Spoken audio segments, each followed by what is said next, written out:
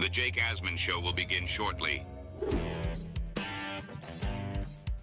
Thanks to all these great Patreon members who help support the show. Get your super chats ready. Jake will be here in just a moment. If you love the New York Jets, this is the place to be.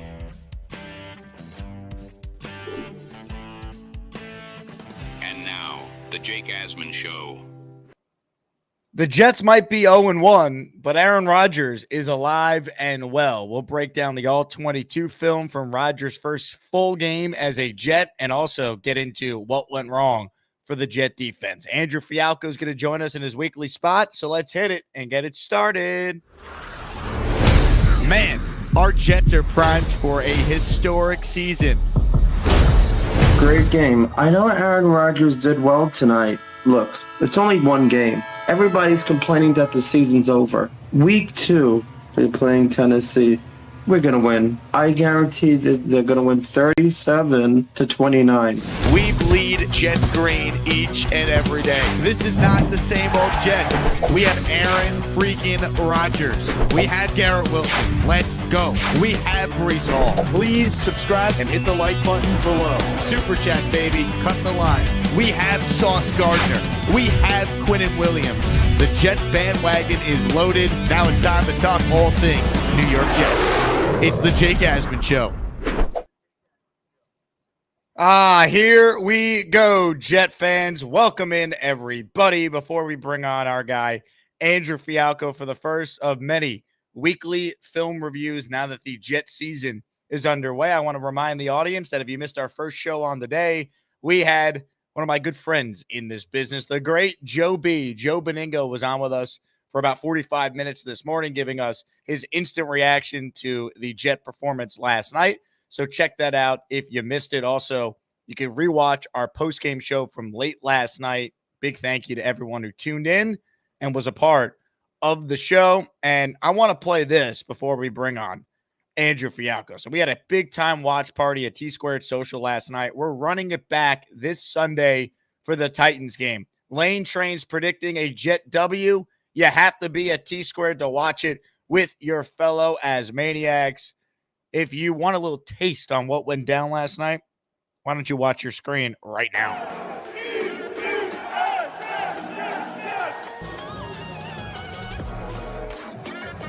The yellow line and the goal line. Hand off to Hall. Touchdown Jets.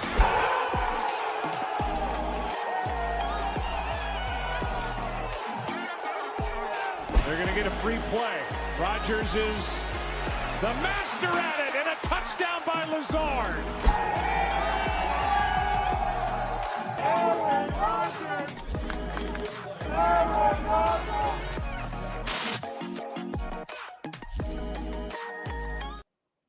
Yeah, baby. We will see you on Sunday. The new link to RSVP is live in the description. It will be the pinned comment. Check it out if you want to come out and watch Jets football with the Asmaniacs on Sunday. Joining us right now is a fellow Asmaniac. You could check out his work over at jetsxfactor.com.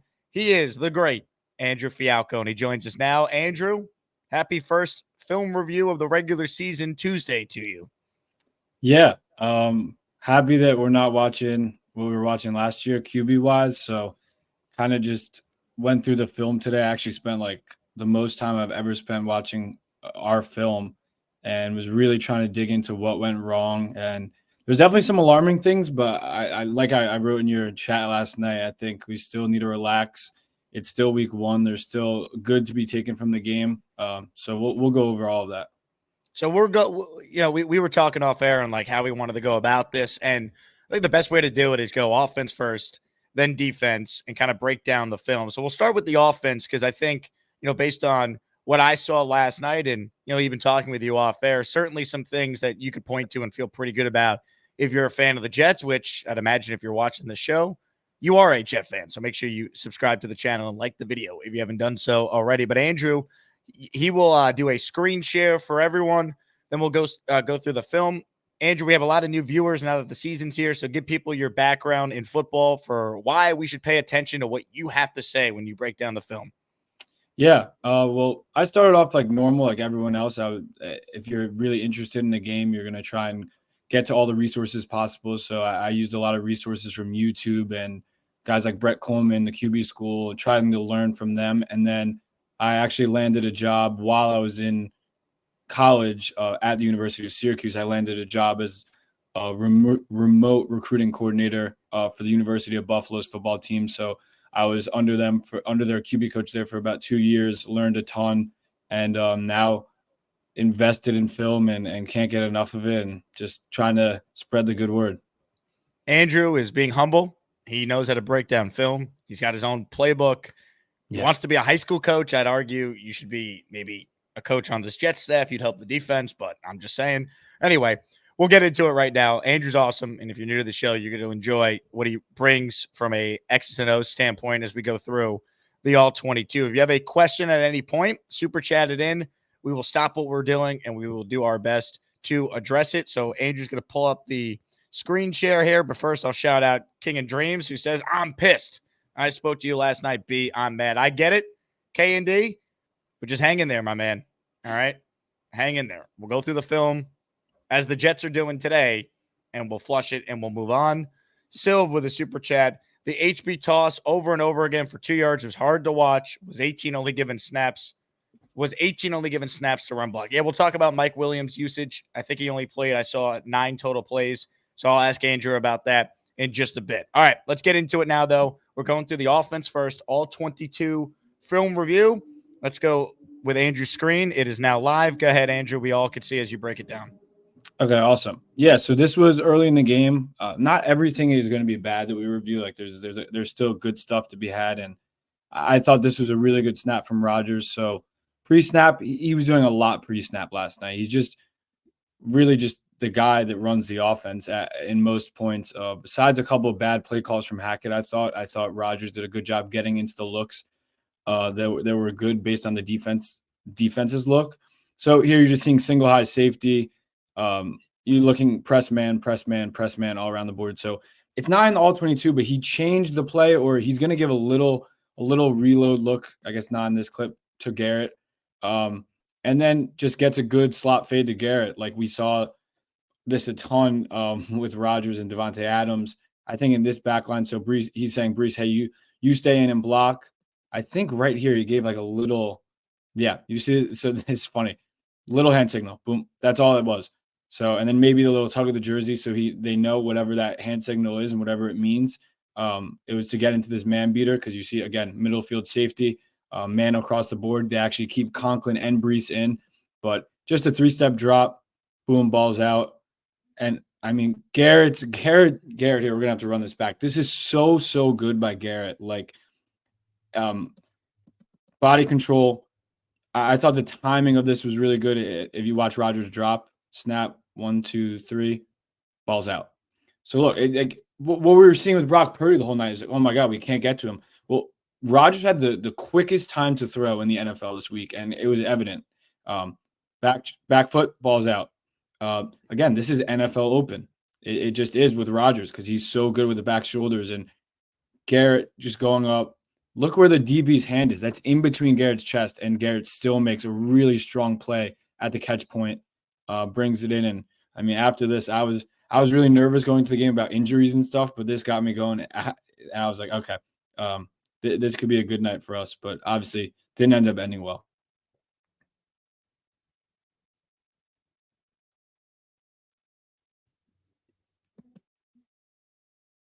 Jake's with me. Jake? Is Jake not with me? I was talking. My bad. I was on mute as I was basically saying that was their best drive of the night, I thought, Andrew. And like Garrett was truly unguardable here. And like it's a shame because they only had 20 minutes of possession time in total, the lowest in Rodgers' career. And I know we'll get into why the defense struggled in just a bit, but like plays like this is a nice reminder that Aaron Rodgers still has it, man. And you're not going to be playing the Niners defense every week. Yeah, 100%. And I thought this play was great. The slot, the fade to Lazard later in the game was great. It's not all gloom and doom. It just isn't. There's a lot of good to be had from this game. I thought if anything on offense, if there was ever a time where it was like an incompletion or we'll even go over the interception, it's just small things that in football you miss the timing a little bit, and it just takes reps, and these guys need repetition that they haven't had. So it's going to take time. Here we go. Next play. Yeah. So next play, they were just cooking on this drive. What you're going to get here again, love Brees Hall lined up out wide. So then what you see here is a cornerback on Brees Hall. So that designates to Rodgers, okay, they're playing zone. Very much an alignment that the Jets play with these wide 9 defensive ends and very much only rushing 4. So you could see they're kind of running a 4-over-3 here and a 3-over-2 here. They're going to drop back and make this into a Tampa 2 like Fred's going to run with Gibson, who ended up running a crosser on this side. But this side of the play is important. It's a little switch release. So Brees is going to come under. Garrett's just going to find the soft spot in the zone. Again, it's just funny. Every time I was watching Rodgers before the play, whether he's changing or confirming whatever he sees, when you give him a defensive look like this, it's too easy. That's why you need to disguise things. You would think that they would set Fred on a blitz here, but no, the coverage is exactly what it is pre-snap. No movement post-snap. Good job by Garrett finding the little hole, keeping it skinny, and a third down conversion that was really easy. And I think my counterpart, Robbie Sabo of Jet X Factor, made a good point.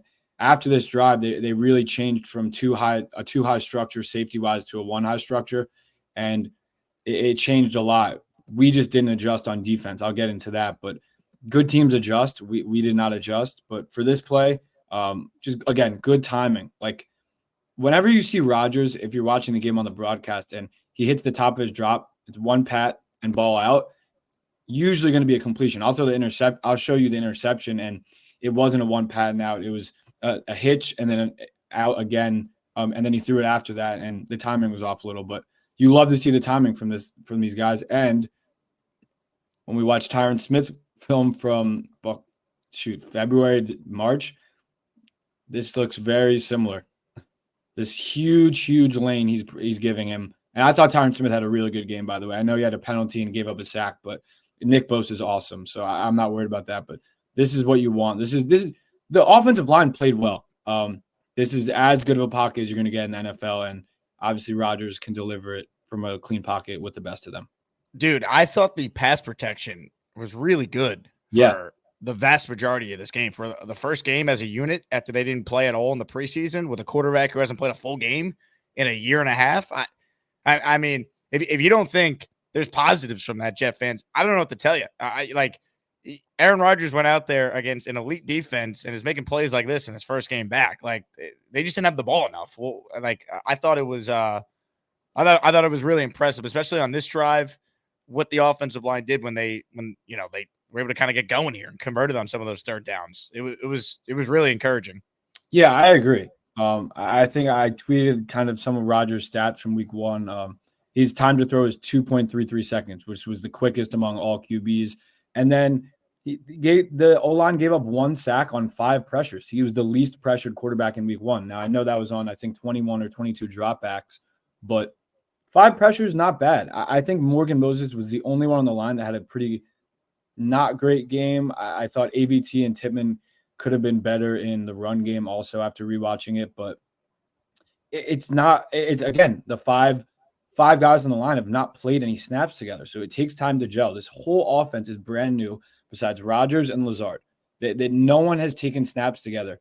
I guess you could say like AVT and Brees and Garrett have taken snaps together and Tippmann a bit, but more importantly, the QB, it needs to gel with the receivers. They have not played together. The offensive line has never played with the 5 of them. So I completely agree with you. I think it was a pretty encouraging sign the way the offensive line played, especially in pass pro. Mm-hmm. All right, so this is what, the interception play right here you have? Yeah, this is the interception play, and I just want to get my notes on it where looks like Rodgers double pumps here, and it's a costly one. So I thought Garrett kind of got held at the top of the route, but so we're going to – here, sorry about that. We're going to keep your eye on Garrett here and also Rodgers. I'll stop it at the top of the drop. So Garrett's trying to break out here, and look, Rodgers is patting the ball. Like he wants that ball out right now. Ball needs to be out right now. Extra pat, steps forward, and now the defensive back is in good position to make a play on the ball. It's just very, very little things. And this is something I'm sure Rodgers watching in the film and is probably really upset with himself about, because this is very unlike him to like not rip it when he sees the first read. This is the first read on the play. We'll watch his helmet here because you can see exactly what he's looking at. Again, checking something at the line, telling Garrett reload. So I'm guessing going back to the first play, or maybe that's a term for going to the second play. Hard play fake. You get the linebackers to creep up a bit. Again, it looks like Lenore kind of grabbed Garrett's jersey. I'm not really wanting to talk about penalties. I just want to play ball. Again, is it that Tyron Smith gave up a little pressure so he felt like the ball was going to get hit out of his hands? I don't know. But right here, patented Rodgers pat, ball out. That's an anticipatory throw, but ball out there. Extra pat, not good enough. Let the guy make a play on the ball. Very unfortunate that Brees was running around the exact same area and it got intercepted. But I'm sure Rodgers is seeing this and just trying to get the timing down with him and Garrett. Maybe he thought Garrett was going to break earlier. Again, I'm not in the coach's room. I always say that. But just from my naked eye, it seems like Rodgers would probably really want this one back. And just when he hits the top of his drop, steps up, get the ball out right here. He's looking to release it right here. Like maybe it was the pressure that Tyron Smith was giving up, but that extra second in the NFL is huge, and everyone's fast, and it cost them there. Andrew, we will get back to your film review in a moment, but we have to eradicate a Wilson truther real quick. Stay Zooted writes in, the Jets' excuse when Zach Wilson was the quarterback was that the offense didn't move the football and the defense is on the field too long. Last night's game with Rodgers didn't show anything differently. Then you, sir, did not watch last night's game. Stay Zooted. Goodbye. Farewell. You're a moron. Now look what you've done. No more protection from the Asmaniacs. Had to pull you out of the chat and cast you down with the sodomites.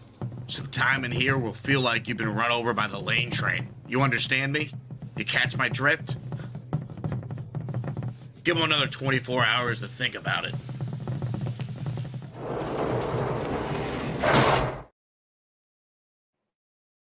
See ya.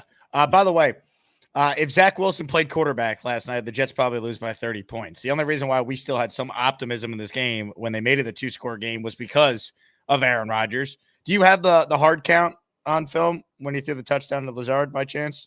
I don't.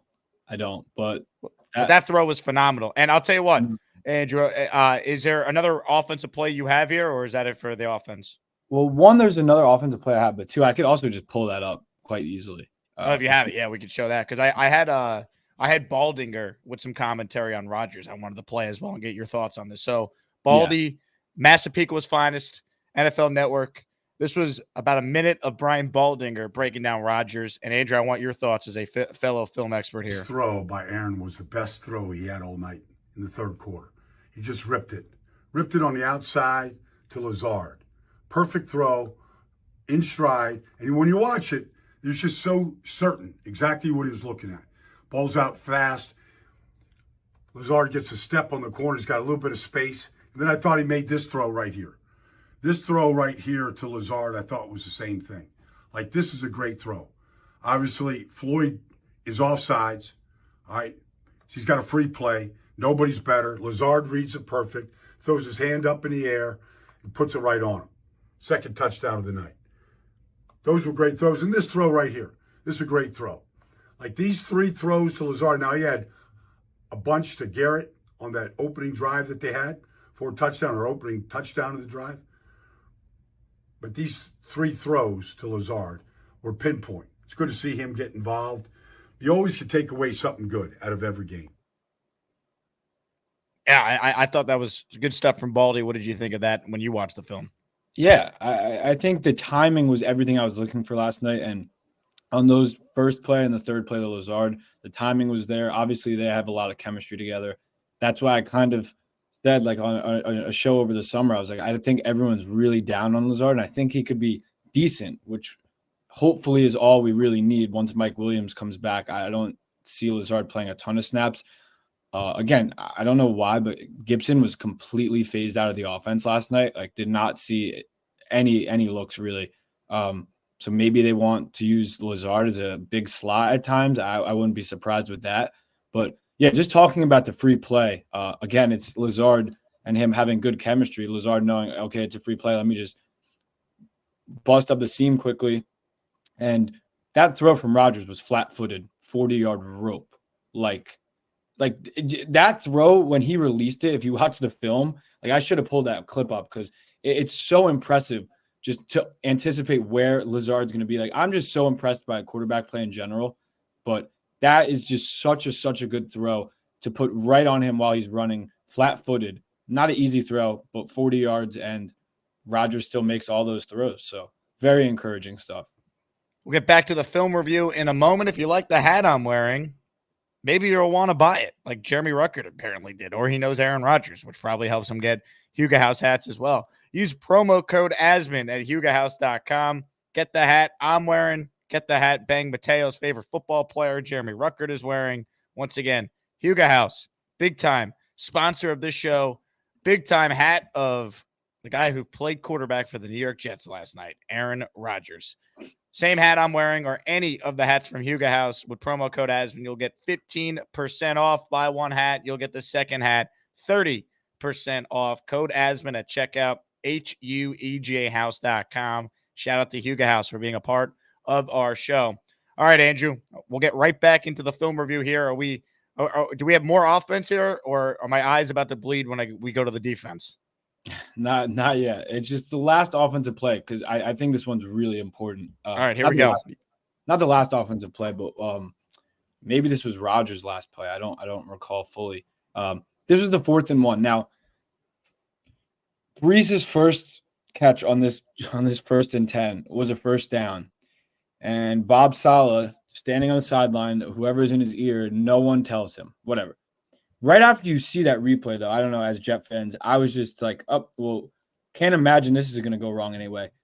2nd and 1, I don't even remember what they did. 3rd and 1, they put Conklin and someone else right in the A gap and ran whatever they run, HB lead or some absolute BS. And Brees got stocked up because they had 9 guys in the box. So I actually have the screenshot here. I'm going to pull it up on the screen because I was going to ask you about this, so I'm glad you brought this up. Yeah. This was bad. Like this was the formation here. I'm going on the screen. So I think the Italian stallion Joe Caparosa was the one who had the screenshot. It is so obvious. You have an A-gap run coming. It's 3rd and 1. You have Conklin and Lazard lined up as fullback 1 and fullback 2 in front of Brees. Like I don't know. Like this to me was just an awful sequence. What did you make of it? I mean, completely horrific. Like you cannot do something like this on 3rd and 1. I don't like. I would have if they did this and they ran play action. Fine, put Rodgers under center and run play action. Do anything but this. Look, Lazard is looking like okay. In what way is Lazard going to conflict the defense as a receiver? Only way is if he runs to the flat. So the Jets have never done that on film that I've ever seen. Putting Conklin right there, he's literally just going to go fill the A gap. There was 400 bodies in the A gap, and Brees is supposed to find a way to push through. I mean, just the difference in creativity in the run schemes was very evident last night, and obviously the push overall. But you got an 8-man box here. What did we see last year that we were like, oh, we'll never see this again? We'll never see mugged up corners on the outside in press coverage and throw and run the ball. So maybe Rodgers could have checked out of this, to be completely honest. But, I mean, you hope that he could just fall forward and get a yard. Obviously, he did not. I almost think Rodgers had too much confidence in Brees last night. Like, he just wanted to show faith and being like, I trust you to get a yard. Like, I'm not changing out of it. You know what I mean? Yeah. At this point, though, that's like, I don't know how, because our O-line was getting pushed around the whole night in the run game. Like, Brees had 0 to no holes possible and was getting contacted before the line of scrimmage, right after the line of scrimmage.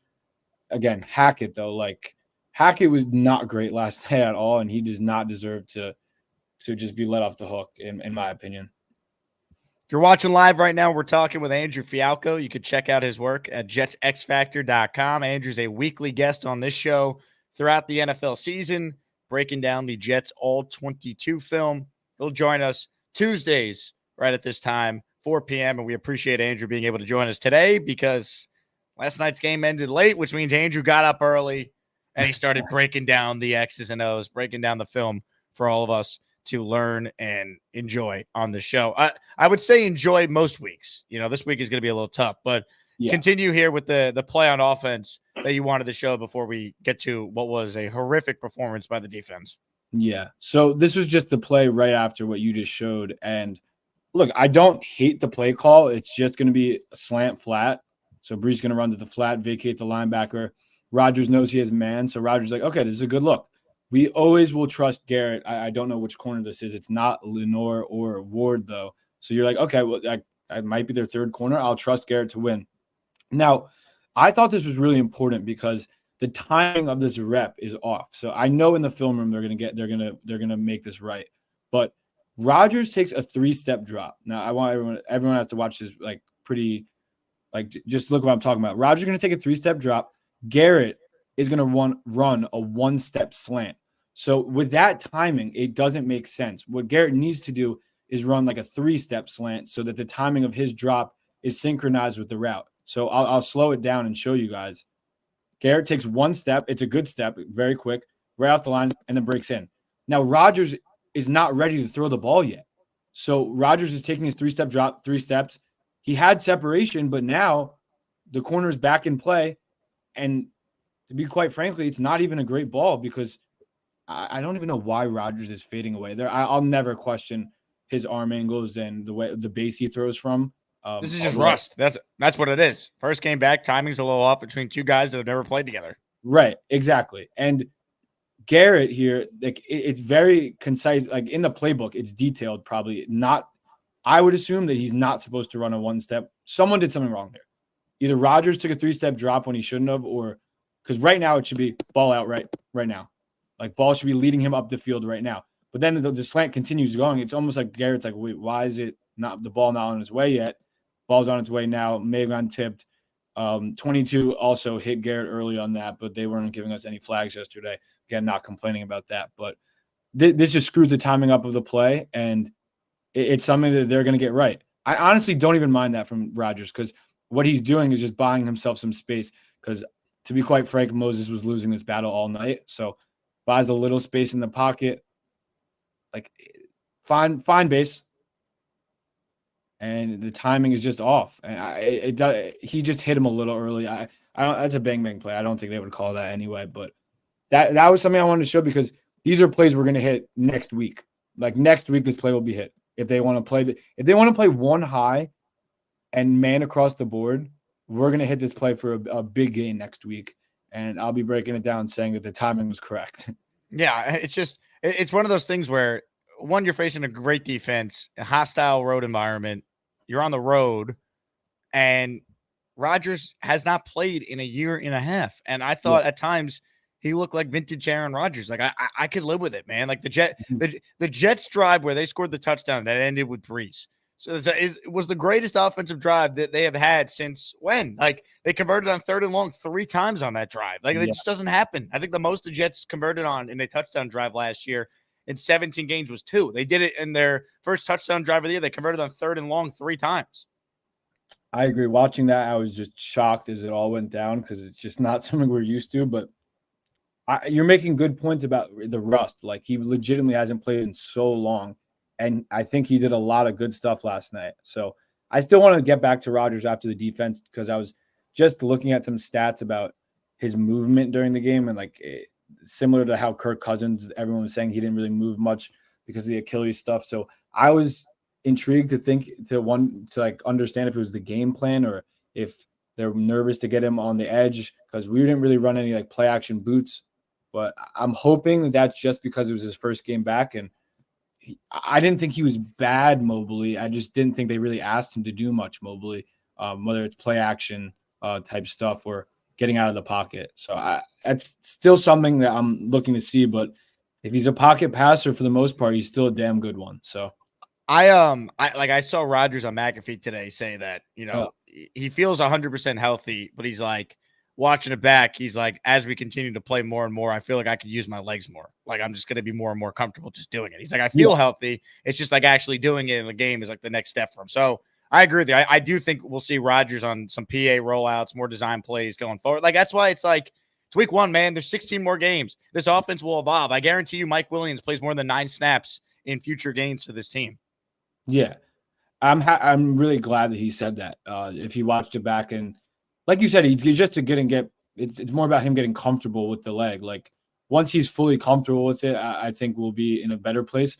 But I don't think we're in that bad of a place on offense. Like they got what the defense got script wise last year. Like that was a really bad script for the offense to get. Hard to find any continuity when you're barely on the field, and they still put together 2 touchdown drives. So I get, in my eyes, watching the film back, I thought the offense played quite well. A couple super chats to get to here, then we'll get to the debacle that was the Jet defense. The big fella says, happy birthday to the great Charles Eugene Anthony Gormani IV. May his women be fresh, his Burger King delicious, and his comic books plentiful. Look, there's nobody quite like Charles Eugene Anthony Gorman. And I hope you can call in, Charles, because you were on hold before. I was going to go to you. You're going to be the first caller on your birthday, but he's currently not on hold right now. To honor the great Charles Gorman, I still will play this. Hi, I'm Charles, and I'm going to talk about Spider-Man and movies and sports and video games and maybe hot chicks.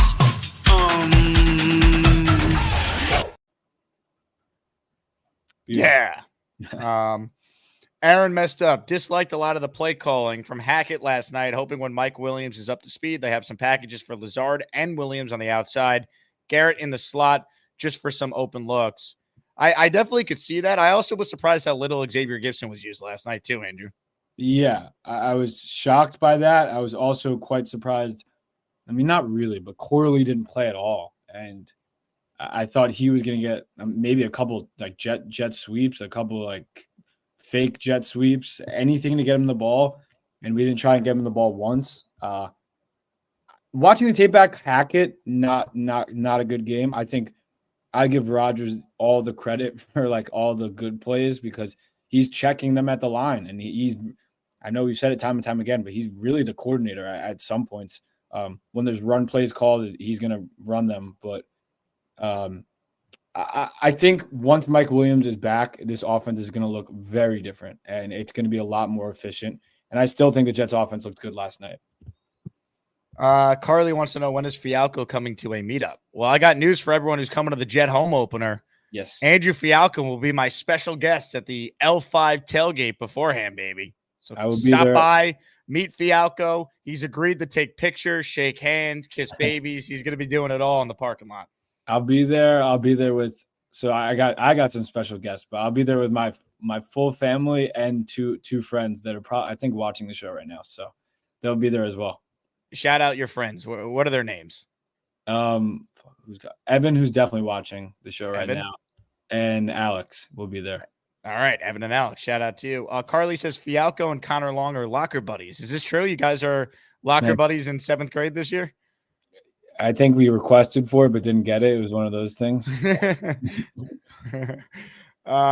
We got 2 questions here about Sauce and his tackling from Ace of Spade and from Peter. We're going to get to the defense right now, so we will address those in due time. So, Andrew, whenever you're ready, and if there's kids around, small children, don't let them watch because we're about to go through the defensive performance from last night, and it was grotesque. So there's your warning in advance.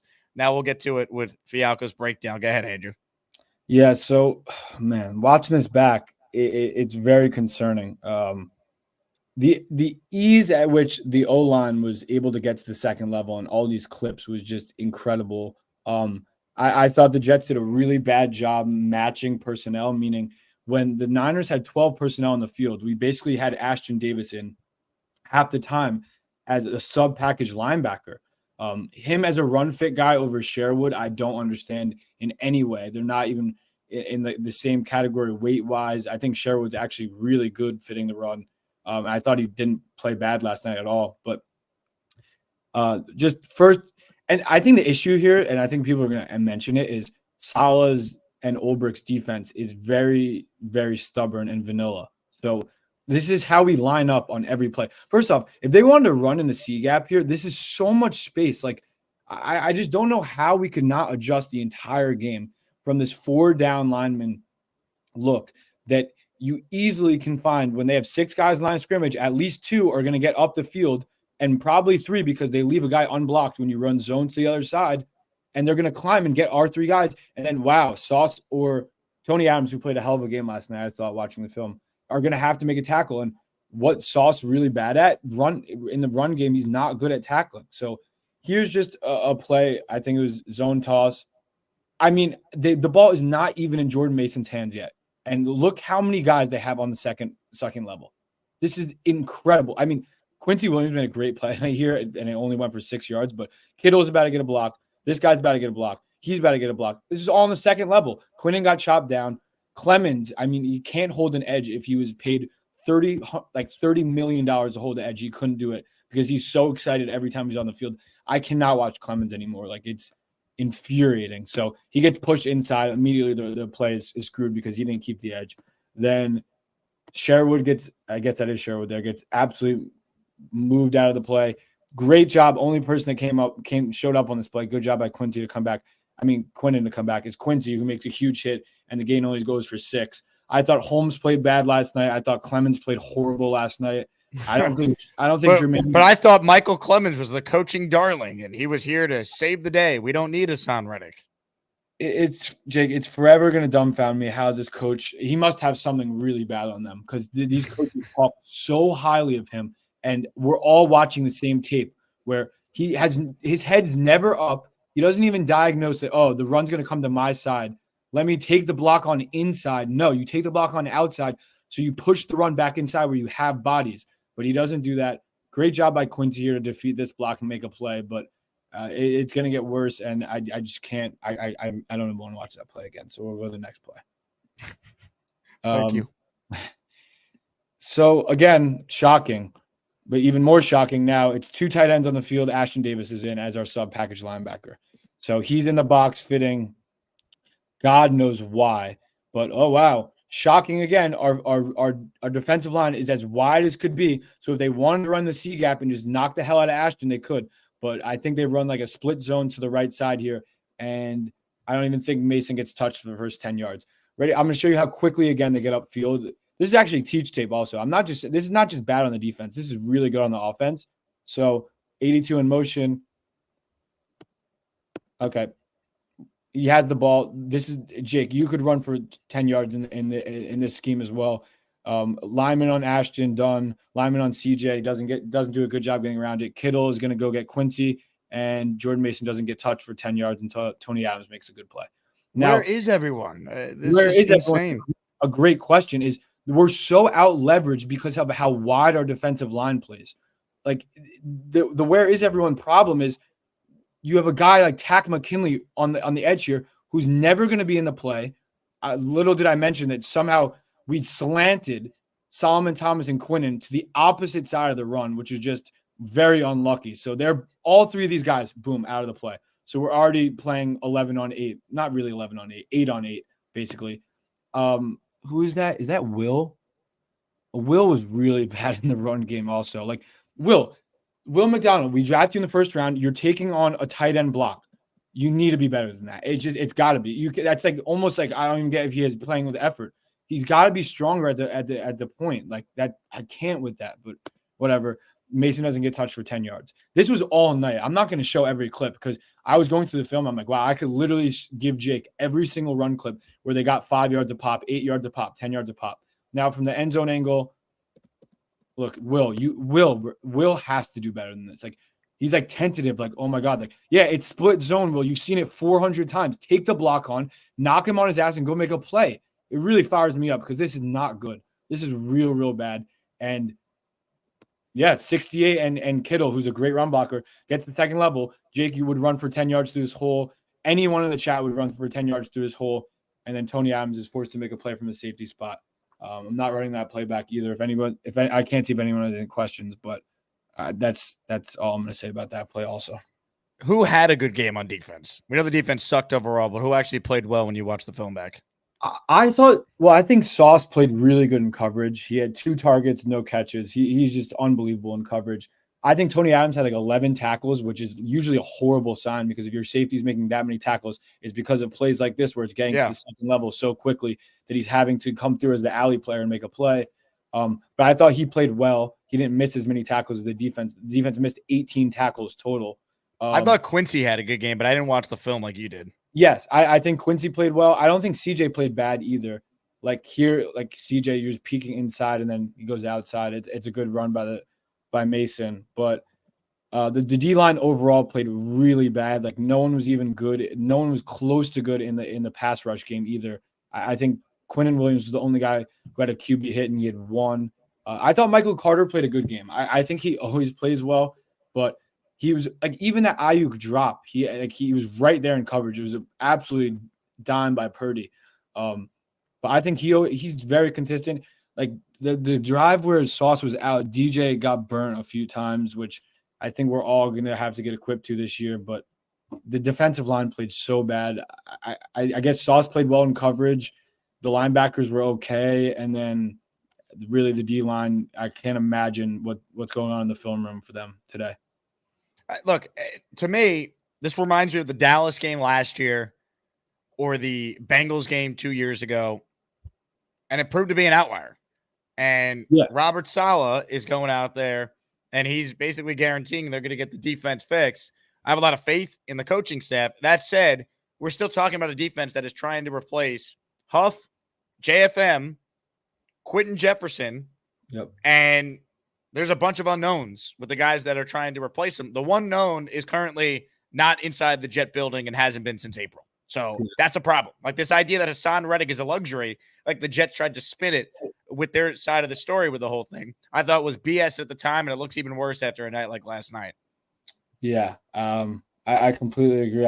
I'm genuinely curious what Douglas is thinking, and I guess he's going to stay stubborn, but I don't know, man. The tape never lies, and this is really, really bad. So I like you're right though. Like we did lose three big parts of the defensive line, and like Hassan would help as a pass rusher. He's not great against the run, so this was still pretty concerning against an O-line that's just not great. Like Trent Williams, Kyle Juszczyk, and George Kittle are all great run blockers, but the rest of that line is average to below average. And we were getting manhandled the whole game, out-schemed the whole game.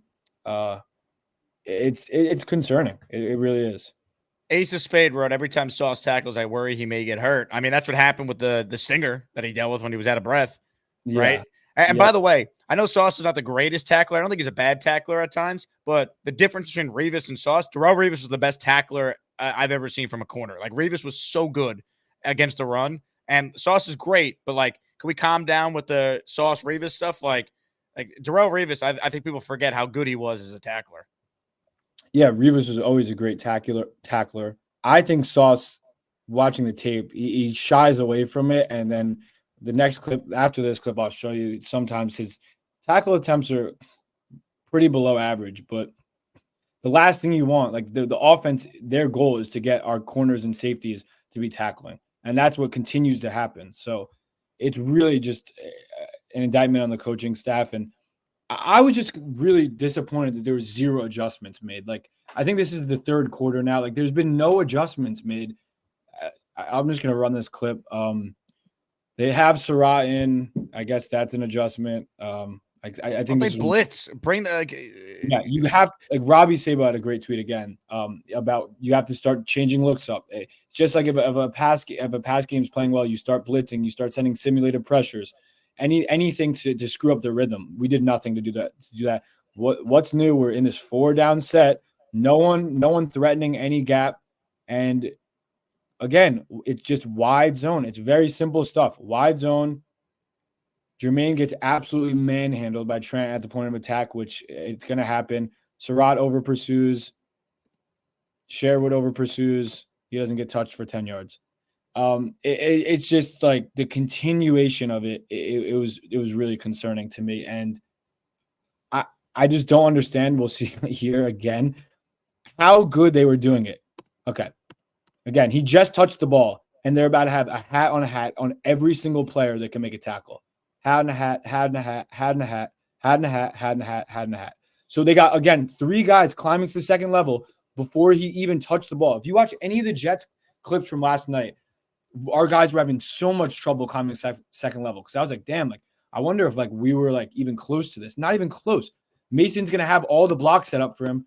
Jermaine has to set a better edge here. He just has to, and he doesn't. So really, what you want here is him to set an edge so he comes back inside. Because look who's busting up his block and would have made a play on a run like this where it's outside zone. You make him cut it back inside. It would be Quinnen, but had everywhere. And then Chuck Clark has to make a play. And I don't think he got touched until, so he had the 15 here. I don't think he got touched until the 5-yard line. It's just consistent not getting touched for 4 to 10 yards down the field. It's absolutely unacceptable. If you're watching live right now, one, thank you for somehow stomaching this film on the Jets defense. 2, please subscribe to the channel if you haven't already and hit the like button. That helps this algorithm for YouTube show this video and all videos on my channel to more Jet fans so we can continue to grow the community here. And once again, if you haven't already, make sure you guys follow Andrew on social media. Damian Woody followed Andrew on Twitter earlier today. He's taking notice of the film breakdowns. Fialkow21 on Twitter, and you can read Andrew over at jetsxfactor.com. He usually writes his articles in between like math period and science period every day, so he's very nice to do that for us. It's a grind. It's a grind. If you have a question for Andrew as well, write it in. Let me get to this one from Purple Belt Mike, who says, why didn't they blitz 6 and go to man coverage? It just they didn't blitz at all. Like the Jets blitz the least in the league. Like they have their style, but this was one of my few gripes with the defense.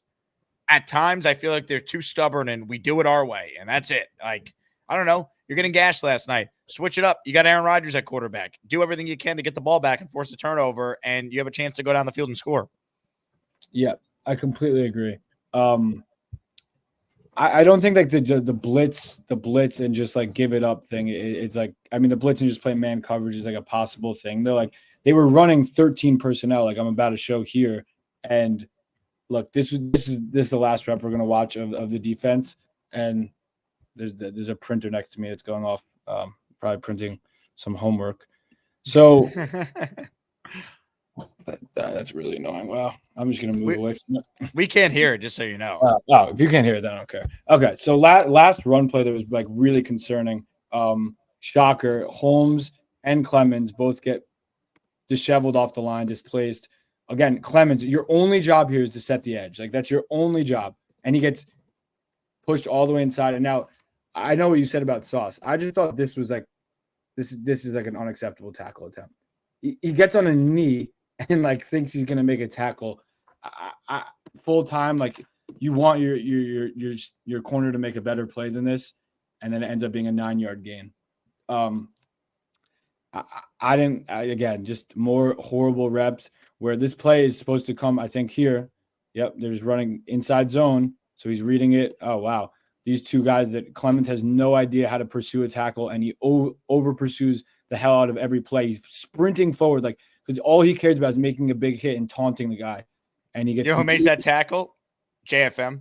Yeah. 100%. Well, JFM 100% makes that tackle because he's disciplined. He's not going to be sprinting down the line like this and getting shoved by, albeit a tight end, their backup tight end, 82, who I don't even know the hell that is. So then obviously you're getting our corner on him, and Sauce, his strength is not tackling. It's a tough tackle attempt. CJ misses a tackle. And they get 9 yards from it. So, I mean, it was just bad the whole game. And we never adjusted. Awful. Derek wants to know, Drew, that's the first time I've ever heard. You ever go by Drew? Does anyone ever call you Drew? Yeah, people like half my friends probably do. Really? It's never Andrew. It's Drew or Fee. It's like Fee would be. Fee? Yeah. Wow. Yep. Let's learn something new every day. Drew, just curious, how did you think Bryce Huff played? Friday was a blurry night for me. I watched the game, but I wasn't paying full attention. What substances did you have in the body? Some chocolate milk? maybe a little apple juice too. Yeah. Ace of Spades says Calais Campbell was available and he's on the Fins. Yeah, I mean, Yeah. They could have added an interior defensive tackle at any point. They didn't. Now I'll say this. People are making a big deal over Lecky Fotu not being there. I don't know. Like, is Lecky Fotu all of a sudden, Chris Jenkins on the Jets? Like, I mean, I don't know. Like, maybe he helps. I'm sure he will, but yeah, I don't know if that solves everything.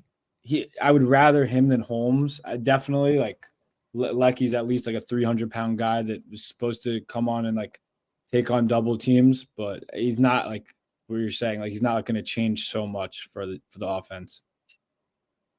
This was Robert Saleh earlier today, Andrew. I want your take. Here's Saleh on fixing his defense. I know we're going to get the defense fixed. That is not a problem. If that's a problem, it's not a problem. And I know we're going to get a lot better from week 1 to week 2. We got a great opportunity this week against Tennessee on a short week. They were very unfortunate not to come away with the game, their game against Chicago, but and they've got a lot of really good pieces. They got one of the best O-line coaches in the history of football who's given us fits over the last few years. So it's going to be a tremendous challenge. But like I said, guys, it's a 17-game season, got 16 of these left, and getting the defense fixed is not going to be a problem. He said this after the Cowboys game last year. He was right. They got to fix after the Bengals game 2 years ago. Last 2 years, Jets have been top 3 in DVOA. Feels a little different this year because of the new personnel. That said, Andrew, if you're Robert Saleh, if you're Jeff Ulbrich, the biggest adjustment from this game defensively to now week 2, 5 days from now against the Titans is what? Just the willingness to change on the fly. It's like we almost had no plan. And the most shocking point is that Saleh was on the staff with Shanahan. Like, he knows he should know, like, oh, they're going to run a ton of this wide zone, inside zone. And it seemed like they were completely unprepared.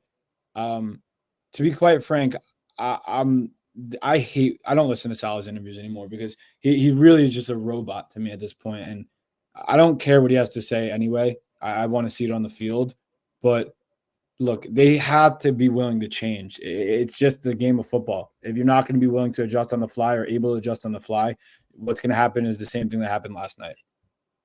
Comments, questions, super chats for Andrew to answer. Peter says coaching leaves a lot to be desired, unprepared. Yeah, I mean, they got outcoached last night. They got outclassed by a team that, as of now, is better than them. That said, it's still week 1, and I'll take the spot the Jets are in this time around at 0-1 than where they were last year when they were 1-0. And by the way, the Bills still won the division last year. So it's a long season.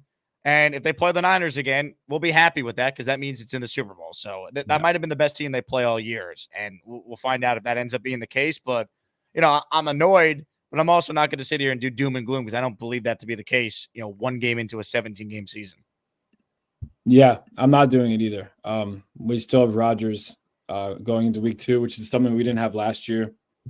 And like we said, like, not every opponent's going to be the Niners. So it's just a time to just relax. And it was 1 game.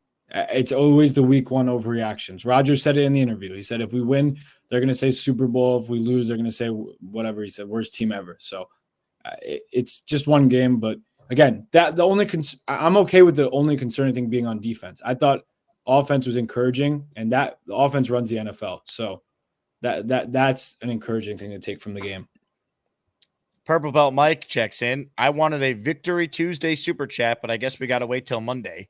Talk me off the ledge. Run right at Clemens, and the defense can adjust. I don't know. How about we play less Clemens and we do something else on the defensive line instead? I don't know. Maybe get Hassan Reddick in the building. That'd be nice. It would be nice. It would be nice. Comments, questions, super chats. We'll cut the line. Today is a very special day. Tuesday, September 10th. It is Charles Eugene N. Gorman's birthday. And while Charles is yet to call in today, joining us right now to sing happy birthday to the great Charles Eugene M. Gorman is this guy. Hi, everybody. This is Bob from Vermont. I am Bob, of course. Hi, guys. How you doing? Hi, Andrew. Hi, Jake. Sorry about this morning. I had my nurse come over and take care of my feet. So did we get a little sponge bath?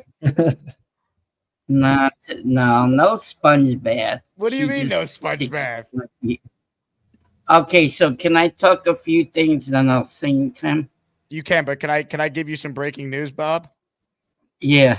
All right, we added a new item to the merch store today. All right. What was that?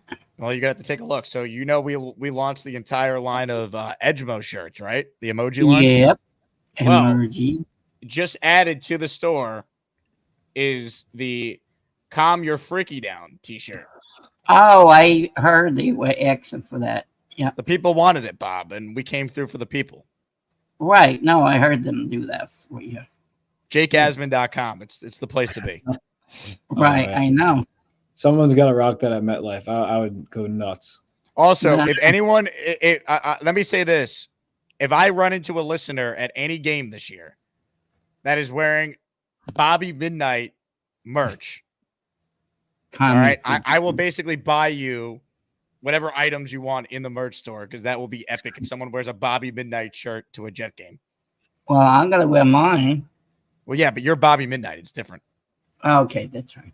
Yeah. Okay, right. can I give some comments and then I'll sing to Charles? Yes. I am a little worried about what you're going to say, though, Bob. No, I got good comments. No, I have a feeling. All right, let's see. No, I'm talking about why does the defense play so far off the good players? What is you got to play up, not back 7 yards, and then they get a free. Why do they do that? Can you explain that to me? Yeah. So it's just a defensive alignment. Like they're going to have 4 down guys based on like the defense and like the strengths of the defense, the structure of the defense. And then like the linebackers are off the ball because they have coverage principles also. So let's say it's play action and they're all at the line of scrimmage, then someone's going to be open because someone's not going to be accounted for. So if it's play action, that's why they have depth off the ball. The defensive linemen are never going to drop back into like pass coverage. You know what I mean? Yeah, but they were talking about that all night. Why does the Jets play like so far off of these people? And I think Aaron Judge did a great job yesterday. I was so happy for that first touchdown. I went bananas. I called Michael on the phone. I went bananas. Well, he had a big base hit yesterday to tie the game up at I think 3. What? Aaron Rodgers, I said. You said Aaron Judge. Oh, I meant Aaron Rodgers. Sorry. Oh, okay. Who's that? So he did good. Is he the Jet quarterback? Yes, he is definitely the quarterback. Gotcha. We scored on our first drive, the second drive, I mean. Did that Jets do anything last year? To do anything? No. We got a good quarterback. And Alan Lazard, okay? He's playing back with Aaron Rodgers. He got, 1 touchdown with Aaron Rodgers, right? Or was it 2? Oh, well, one. One with Rodgers, one with Tyrod. Yeah, Tyrod. Okay, so he's getting better. Lazard is getting much better. Yeah. Okay, can I ask you about the Giants, what they did wrong? No, we want you to sing to Charles, the Jet Show. I just want to see his point. Can I just tell one point? No. I'm just gonna say honestly, I didn't watch. Gotta come on my show and I'll ask you the question. Yeah, when are you coming to my show? I'll make it happen. I'll make it happen. You better come on. Your butt's about to be on a stick, Fialkow. No, it's not. I like my little friend over here. If I go missing, chat, just know. Well, you're smaller, not. I make you taller. That's what. Can you sing already? I got more people on hold here. Yes, I sing to Charles. I was bringing up Jet points. Okay.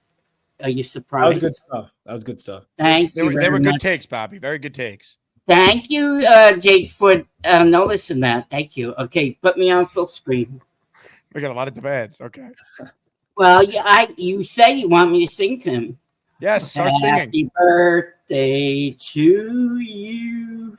Happy birthday to you. Happy birthday, Charles.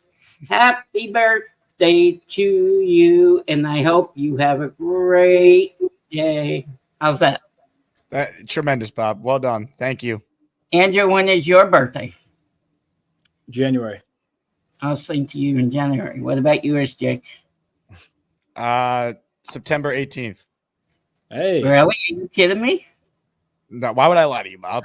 I'm gonna be on and sing to you. You better be ready. Okay, put me in the back. I'm done. People are waiting. All right. Patiently. Well, you know, I need to find Matt O'Leary. He's supposed to come on my show. I want his butt on a stick. That's going to be you, Andrew, if you don't go on the Bobby Midnight show soon. yeah, I'm gonna have to get on there. All right, a couple more calls for Andrew, then we'll say goodbye. We'll go to Kyle, who's next. What's up, Kyle? What's up, guys? So, Andrew, you'll be, I don't know if you'll be glad to hear it or if maybe heartened to hear it. You're the second person on YouTube today that said that the Jets were playing too wide and it was contributing to them not being able to stop the run. So there's got to be something to it. Who's the I can't remember who was saying it this morning. Got it. And I just want to say about that. I know that's how the structure of the defense is run, but like that's more of how you would run it on like third down when you're trying to get everyone to have their own pass rush lane. On run plays, it's obviously hurt the team a lot. Right. The other thing that I'm not totally discouraged by last night. I mean, obviously it wasn't great. I do have faith that he will fix the run defense because he's done it before. And we can't make those kinds of mistakes, the drops, the bad fumbles, the lack of toe drag against the best teams, because that's going to come back to bite us. And as we go through the season and we grow with Rodgers, I'm sure that's going to be the case where we kind of grow with him, and it's not going to be a problem when we get to the playoffs, and we will make the playoffs. The one thing that drove me crazy today, and I agree with you, Jake, that when we say I'd rather have this loss than last year's win, that's something we can do for ourselves as fans. Salah himself cannot get up in front of people and say that, because he's supposed to have control of that room.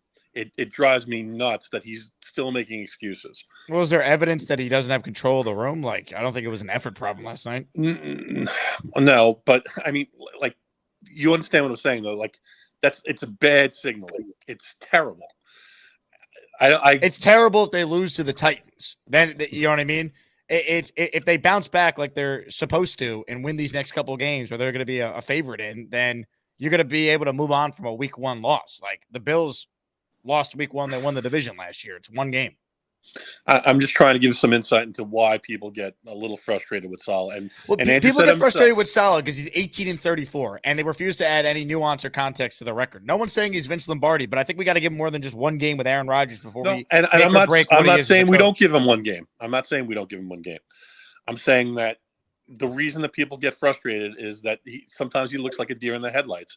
And when he starts making excuses like that, like if the fans are losing confidence in him, I hope that the players aren't as well.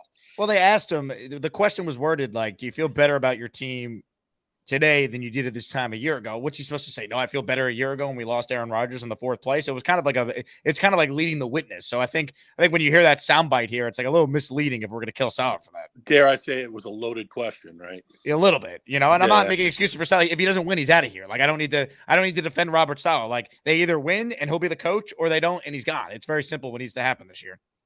All right, guys. Just venting a little bit. I appreciate the patience. Kyle, I appreciate your passion, my man. You got time for one more call, Andrew? Yeah, definitely.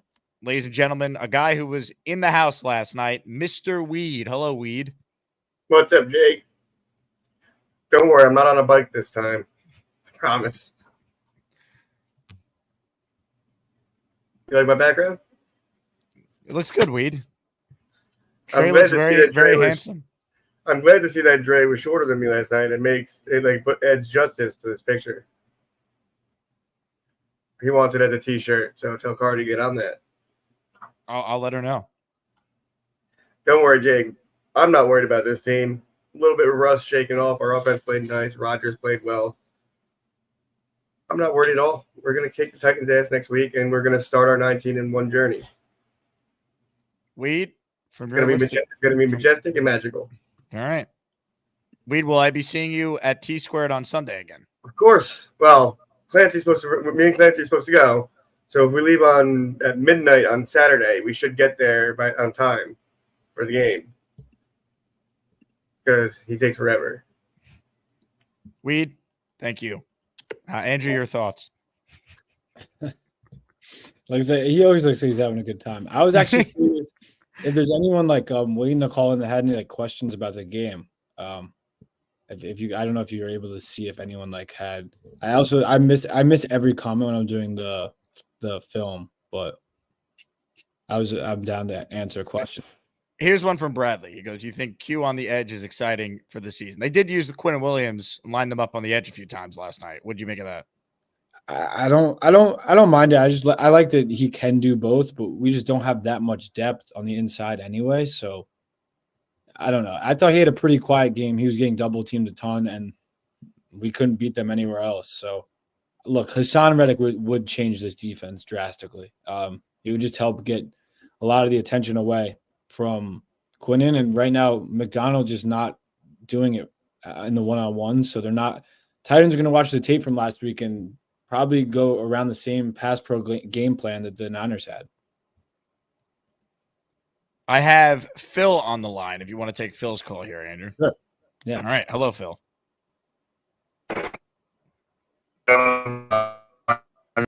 Phil, thank you. Please call back when your internet doesn't suck. We'll try PBM at the buzzer here for Andrew. Hello, Mike.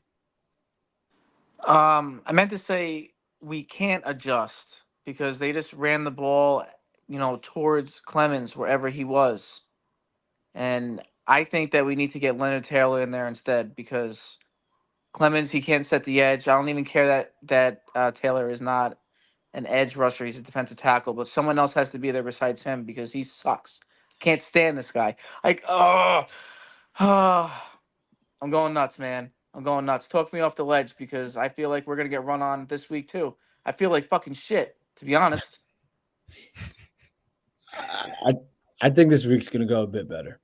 I do. They have a young offensive line, like Peter. That did not play well at all against the Bears. They had a couple decent run reps, but besides that, they were not good in pass pro. Obviously, they have the rookie J.C. Latham, and then I'm pretty sure their line besides that's not good. So, again, you would really hope there's a defensive line outburst this week. This is overreaction time, but should we hit up the Panthers and try and make a trade? For who? I'm drawing a blank. The guy that came into our Clowney. Something. No. They're not trading him after a game. I don't like with Clemens out there. Even JJ didn't really look good to me. I didn't think Jermaine didn't even pressure. No. He had a bad game. The whole defense stunk last night outside of a handful of guys we highlighted. Yeah. Mike, hang in there. You look so upset. Everything's going to be okay. I'm very upset. Dude, all day. And I was off work today. So tomorrow I go to work and I was talking so much shit that I am going to get killed because all my friends at work are Giant fans.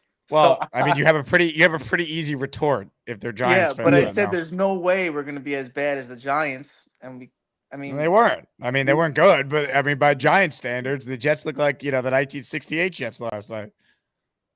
Yeah, you shouldn't be getting roasted at work. Don't take that from them. We'll see. We'll see. All right, man. Mike, farewell. Right. Andrew, tremendous job out of you. Any final thoughts you'd like to share with people? Do you want me to? I see JJ and Nate both said they have. I'm here. If you want me to stay, I was trying to spare you. I was trying to get you out of here from having to deal with JJ. I'm curious. Nate's actually a good caller. We'll let him make his points. But we'll get JJ out of the way first because this could get testy. JJ, you're next. Hello. Hey. So I'm thinking after I watched the game, one of my takeaways is. I think Christian McCaffrey not playing might have been one of the reasons we went so wide on a lot of those plays because I think they assumed that they weren't going to run the ball as much or as effectively as they did with this guy being in the game. And it's kind of alarming, but I don't really care. I'm not going to make a big deal about it. That after the game, when they asked the running back, like, when did he know he was going to be, in the game, he said since Friday night. So I think that's a good job on San Francisco of like holding that information within and then surprising the Jets. And I think the Jets' game plan defensively really, I think it looked like they kind of switched up last minute because there's no way if Christian McCaffrey was the running back, we would have been lining up on defense like that. And a lot of times when we were coming out, it looked like in 13 personnel or stuff like that. I think they still assumed it was going to be play action and they were going to try to get the ball to Kittle or I can't say the guy's last name, 44. Another thing too, though, if the one positive I will say though, and it might be just because they ran the ball so effectively, but we did a good job holding Deebo Samuel and Brandon Ayuk. Like they didn't really destroy us. It was all the other players, all the role players that really destroyed us. So I think if we could take any positives away from there, I could say, all right, you know what? Maybe it's because Christian McCaffrey didn't play. They weren't expecting that. However, at the same time, you do got to make coaching adjustments on the fly. And once they started to see that that this guy's running rampant on us, they should have made adjustments, but they always wait until the second half. And then it was surprising that coming out of the second half, I mean, we got even worse. So, JJ, what will it take for you to get functioning internet? What do you think? It's not the internet. It's my phone. I broke my phone and I refused to buy a new one. Well, I'll tell you what, I'm going to start refusing to have you on the show unless you start calling from a laptop. That's what I called from a laptop this morning. I made that mistake. I should have did it again. Sorry, guys. Sorry. JJ, good to see you last night. This internet's brutal, man. Anyway, we'll do Nate and then Andrew. I know you've had a long day. You got homework to do tonight, all that. Let's go to Nate now. Hello, Nate.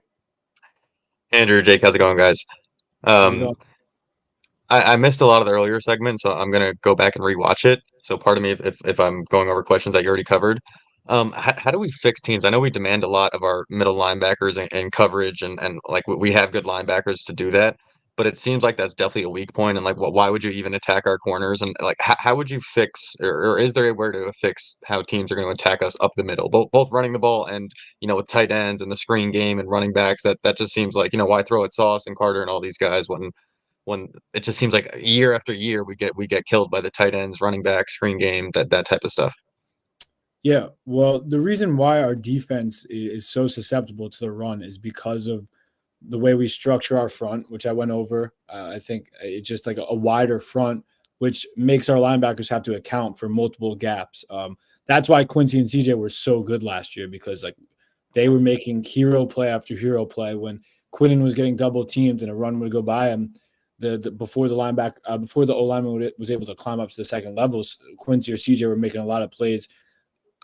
How you adjust to, I think, is your question like how to not make the pressure on the linebackers, or just how can they adjust if the linebackers aren't going to play up to that part? Like, can they change something in coverage where to do something to not just be killed by the use checks and week after week I see that I'm going to look up the tight end for Tennessee, but I bet you he's going to have an okay game, and like I'm scared of guys out of the backfield. Like it seems to always be the same thing. So I didn't do it. Sorry, I did a Jets X Factor I'm reading it too. Preview last night, and this account was in there again. I'm following restraining order, Jake. Fialkow fangirl, big fan of Andrew Fialkow. This is, but yeah, Nate. I think there's nothing you could do coverage wise to change that. Like it's not we're gonna play more man coverage and stack the box, because then they're gonna pick on like DJ a lot. And I mean, I would do it. I would rather like take that chance, but there's no easy solution. We have to tackle better. First of all, 18 missed tackles is like unacceptable. The way they were tackling last night, it looked like they didn't even know how to tackle. They were flying around. Switch to man last night and do what you just were saying. I was talking to Jake about that this morning. Just put pressure on, send six at him. We weren't getting pressure, and just play man. Right. We got the corners, It's just not as easy as saying let's just play man, because they're in like 12 personnel sets. So yeah, we're lined up where if they were to go to play action, there's probably some match coverage or whatever rules they have. But it doesn't matter because they had 12 personnel or 13 personnel out there and use checks out there. So it's even 22 personnel. They had one receiver on the field. So yeah, you could play man coverage technically, and you could still everyone lose their battle in the run game. So it's just, especially against a team like that that's so versatile, that has guys like Juszczyk and Kittle they're great blockers. It's a hard matchup. I really appreciate you. This is great. One more thing. Did you see anything from Alan Lazard that was like, was he a better wide receiver yesterday than last year, or was it solely Aaron Rodgers? I think him catching the ball was a revelation. So the one drop, what a low bar to clear. It's a low bar to clear. And besides the one drop, look, Nate, he did a nice job on the free play to recognize to go vertical like Rodgers likes it. So he did a good job there. Agreed. He put his hand up. Nate, I think if you were Lazard on that Jake showed it earlier, like the outside fade, you would have caught it. He literally placed it right in his hands. But I think you could have had a basket and put the basket out and caught it in the basket. Yeah, I think they have chemistry though. I do. I mean, they played together for years, so he can't be worse than last year, and he showed that last night. I don't think he's going to be a huge difference maker for the team going forward, but he has more touchdowns last night than he had all last year. So we're making progress. I took over 50 yards. I was at training camp. I saw the chemistry. Jake, I have a question for you and both of you. Would you trade for John Franklin Myers? What am I giving up? Sound Reddick? No, like a fit. Like, yeah, I would do it in a second. I would do it in a second. I never wanted them gone in the first place. So by week 6, week 7, when Denver's, we could, bring the boys back together, get some of the goons back on the D line. Send them a 4th, send them a 5th. JD work his magic. And by the way, let's call it for what it is. The reason why Lazard is back to being competent is because Peter Castro inspired him. All right, the pulse of Alan Lazard, it's back. Let's go, Peter. That's all you. Anyway, Nate, thank you. Thank you so much. Thank you, Andrew. I appreciate it. Gotcha, Nate. Andrew, you gave us an extra 16 minutes. You didn't have to. I want to thank you for your time. Sir. I want to thank you for your breakdowns. And I look forward to hopefully doing this after a win 1 week from today. I hope so as well. Thanks to everyone in the chat. Thank you, Jake, as always. I'll catch you guys next week. Ladies and gentlemen, the great Andrew Fialkow checking in. I hit Bobby's button by accident. Bobby, stay right there. Ladies and gentlemen, we'll get to more of your calls.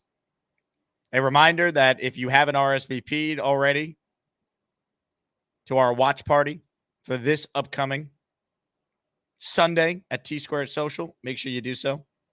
It's going to be a blast. I promise you that. Everyone who was there last night, despite the loss, I believe had an excellent time. I also will be posting some content throughout the week from T-Squared, including this exclusive interview I had when V-Man walked in the building last night. V-Man is here. How we feeling? High as a kite.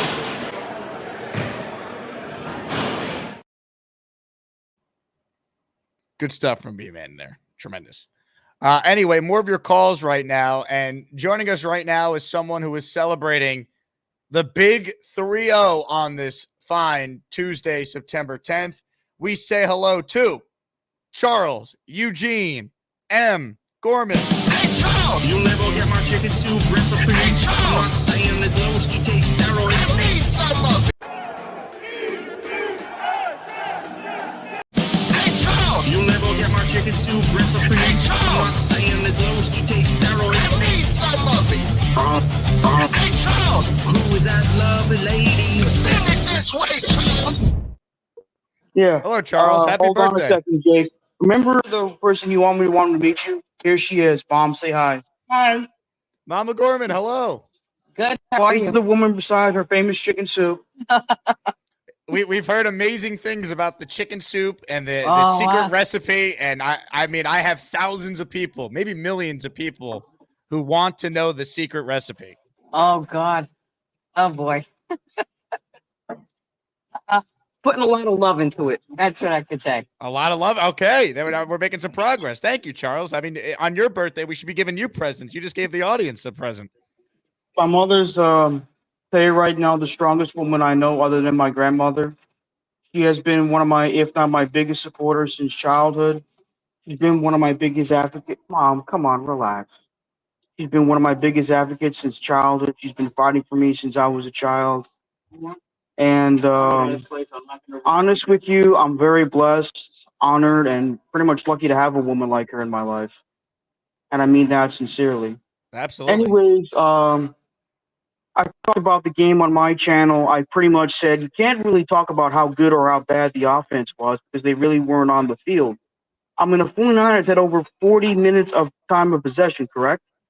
Yeah, they had I have it in my notes. They had 38 minutes and 40 seconds. And we had about what, 20, 21? 21 minutes and 20 seconds. So, I mean, when the offense was on the field, it's not like we were getting 3 and outs on every possession. We were moving the ball effectively for the most part. It's just that we got 2 turnovers, and Aaron Rodgers, I thought, looked fine. Did I think he was trash? Hell no. If people say, "Oh, Aaron Rodgers looked terrible," no, he wasn't terrible. I agree.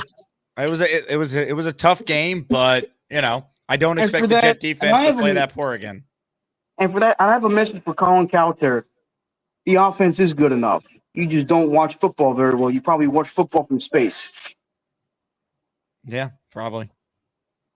Anyways, I'm at Pino's, one of my favorite pizzerias since I was a kid, with my mom and my brother.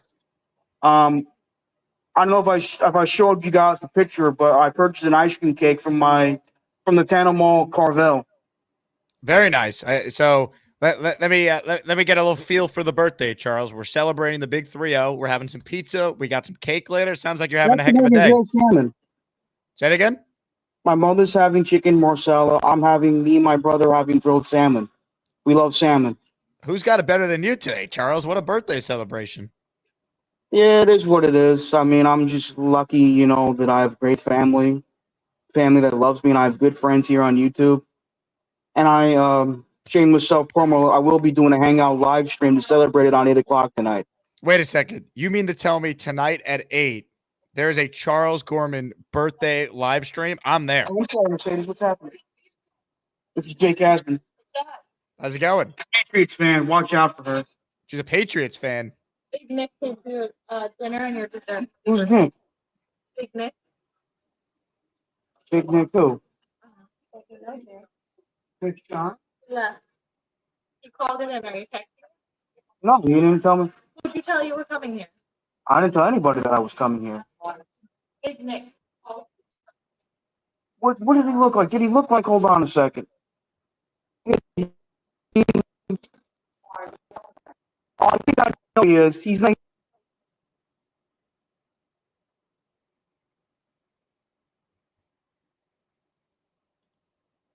And there he goes.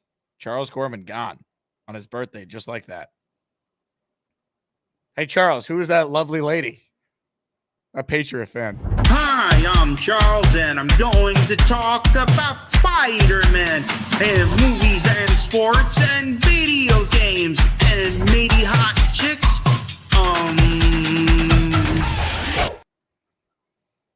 And Charles is back with us right now. Hello, Charles. Unmute your mic. Apparently, Nick Shine paid for my dinner. Nick Shine paid for your dinner? Wow, what a gentleman. We already have dessert, so I'm sorry. Charles, that's Mercedes. She's the Patriots fan. She's Charles, a sweetheart, do you have a Venmo or Zelle? I don't have a Venmo. I think I do. Why? Well, I want to get you something for your birthday. What's your Venmo name? Jake Asman? Jake-Asman. Okay, I'll see what I can do, okay? All right. Send me a request on there, all right? No problem, man. Anytime. All right. Anyway, my family's here. My father's at work. He's working at Target today. Anyways, thank you guys so much. Anyways, yes, I will be doing a live stream to celebrate my birthday at 8 o'clock Eastern Standard Time. So you're going head-to-head with the presidential debate? I mean, as much as I know who I'm voting for, I have no interest in watching because it's on some garbage network. So, anyways, peace out. Have a good day, Jake. Charles, happy birthday, all right? Enjoy. Thank you, man. You'll never get my chicken soup recipe. I'm not saying that Glowski takes steroids. Release some of it. Hey, Charles! Who is that lovely lady? Sing it this way, Charles! Tremendous. Now, let me say this. Last night at the watch party, the 3 people I was asked the most about, Gorman was number 1. Bobby was number 2. The Lane Train was number 3. Gorman's been on quite the run. All right. I think if we're doing The NCAA Asmaniac tournament. Now Gorman's not only a 1 seed, he might be the number 1 overall seed. He's been on a heater, no doubt. Happy birthday, Charles. Have a magical day. Ladies and gentlemen, let's get into more of your calls here before we wrap up. We haven't gained any members during this show, so if anyone wants to become an official Asmaniac here on YouTube, hit that join button, and you could sign up and get all the bonus perks that you get with being an Asmaniac, including all the emoji access. We got some more emojis we're working on, so get ready. Arsenal Jets actually signed up before the show, so technically it didn't show up, but I was able to scroll up and see it at the top. Thank you, Arsenal Jets. Dark Knight Steve wrote, happy birthday, Charles. I think Big Fella had a super chat for Charles. I don't know if I read it. I think I did read it. I just want to make sure. Keith the Chain says, if Lazard doesn't drop that ball, the game might have looked a lot different. Rodgers was finding a rhythm and got halted many times by mistakes. You saw an offense that was rusty playing together for the first time. They were good in pass blocking, which is nice. They'll get better in run blocking. I think that's rust. And you had the Lazard drop. Brees had a critical fumble. Great play by Fred Warner, but still Brees had 1 fumble all last year. So that doesn't happen often. You know, I just think there were some outliers, man. I'm not overly concerned in week 1. I'm just not. I think the Jets defense deserves the benefit of the doubt that that's not who they are. If that is who they are, then we got major issues, but I don't see that being the case. All right, more of your calls here before we wrap. Once again, I want to thank everyone who's tuned in to the show today. It's been a lot of fun. Thank you to Andrew who came on. Thank you to Joe Beningo who was joining us, who joined us earlier. He'll be on with us every single Monday following every Jets game, unless the Jets play Monday night, in which case Joe joined us today on a Tuesday. B-Mac, look at my TV. B-Mac, I love Aaron Rodgers. Jets, go Jets. Hey Jake, good afternoon. I know my Wi-Fi is choppy, so I'm gonna quickly just want to wrap this up, but I just want to say is that, look, Jet fans, Jake, keep your head up. The positive news is that Rodgers looked good, and he survived the whole game. You know what I mean? Finally, he completed a pass and, got his first touchdown as a Jet. So, I think that's a victory there. And bounce back and beat the crap out of the Tennessee Titans. And let's get this winning streak going. You can't go 13 and 4 without losing 1. So, you know what I mean? And then the one question, Jake, do you think Rodgers' mobility, do you think he's going to be able to use his mobility a little bit more, or do you think that's kind of slipped because he's getting up there?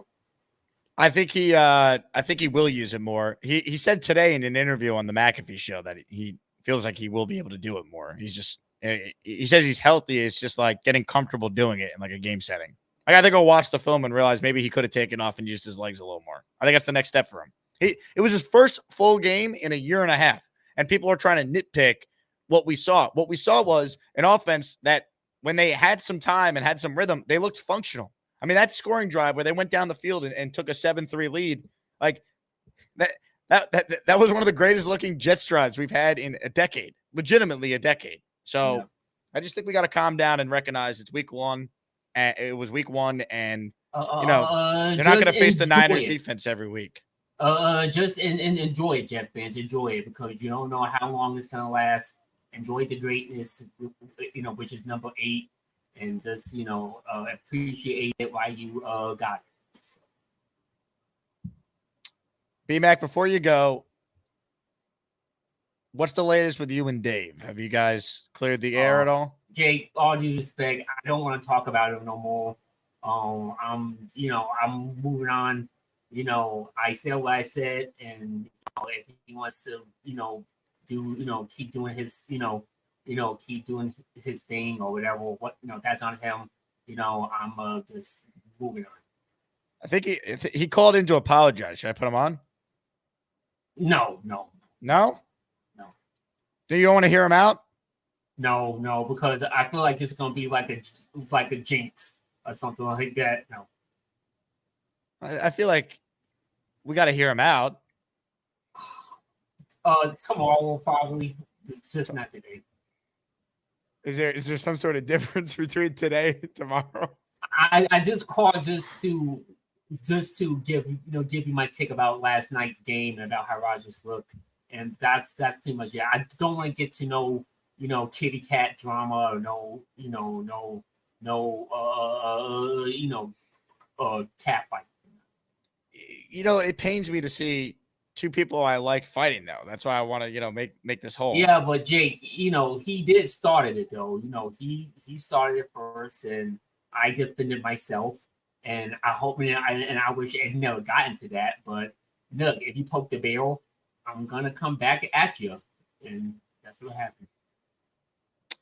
I see. All right. Well, B-Mac, I want to thank you for your time. Thanks, Jake. B-Mac. Hey, you hater guy. Allen sucks, and JJ can kiss my ass before I wipe. Damn. Sorry, Dave. We'll go to you next time. All right. I'll stay on a little while longer.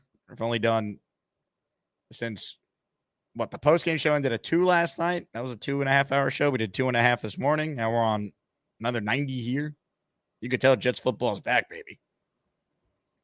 Hit that like button if you're tuned in.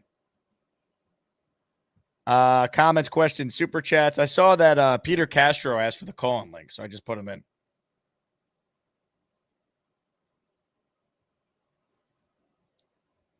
How about BMAC? One, no part of Dave Briga.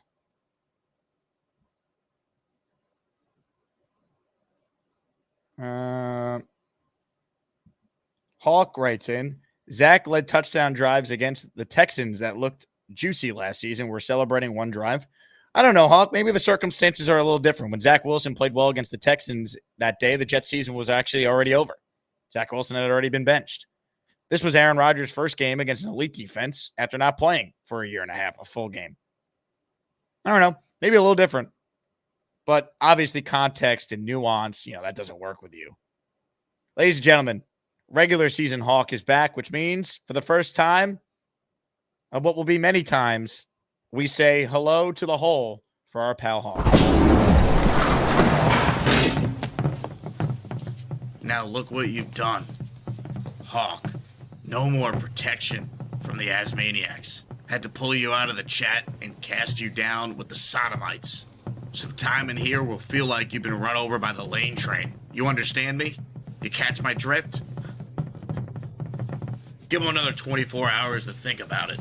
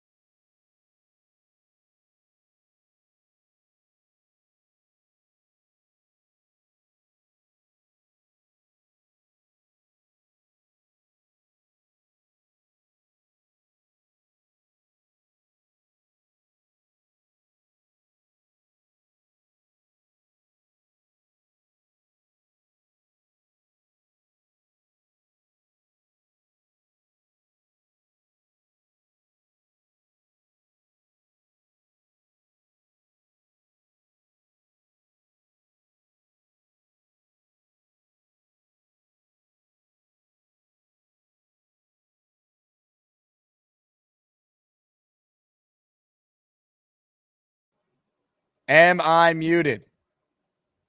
Hello? Anyone? I'm talking.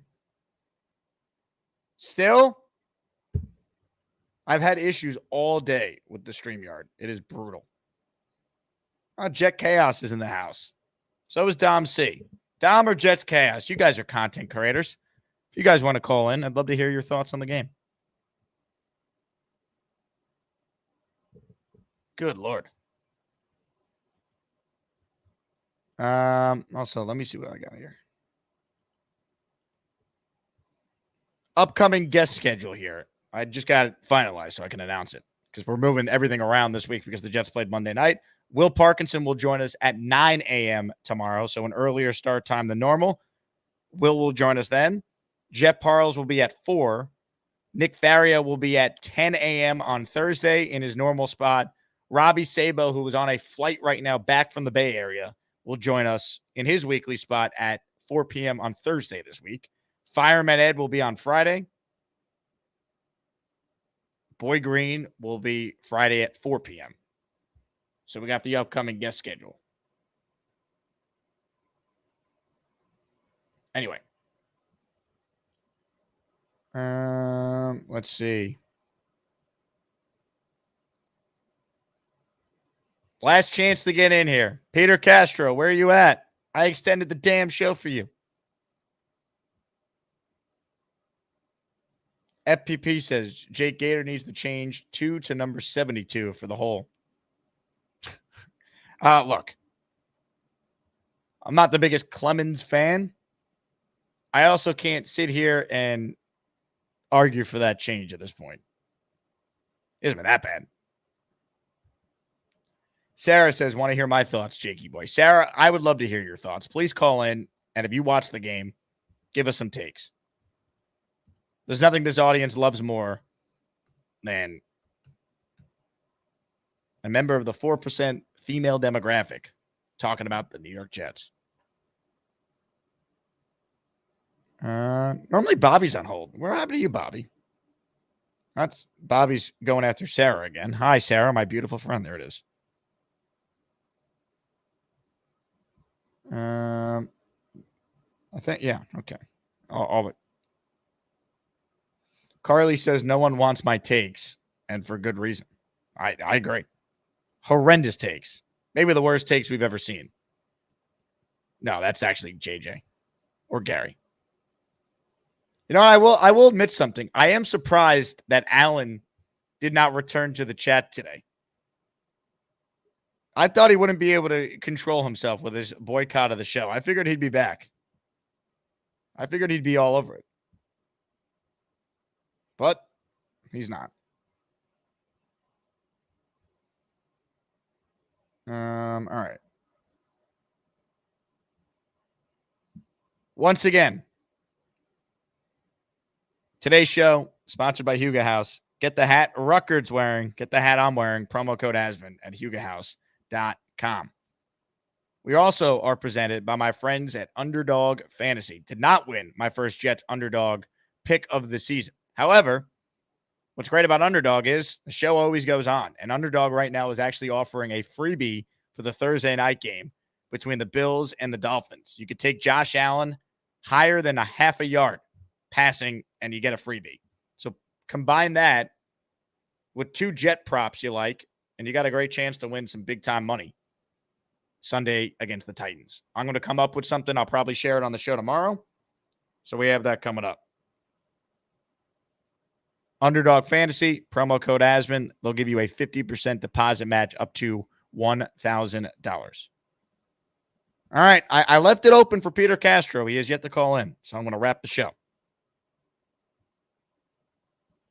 Dave says, Carly and Neil, 17-0 takes went down the toilet. Yeah, the 17-0 take did not age well. Sad. Sarah now will not call in saying, I need to do more homework before I discuss footy live. Well, Sarah, give us your thoughts on your first Jets game as a Jet fan. That will be interesting. People will enjoy that. At least I think so. Carly writes in, I thought you were going to say you're surprised I didn't leave at halftime last night. Carly left like a couple minutes into the third quarter. And I said to her, I go, you're not leaving at halftime. And I was right. She made it through halftime.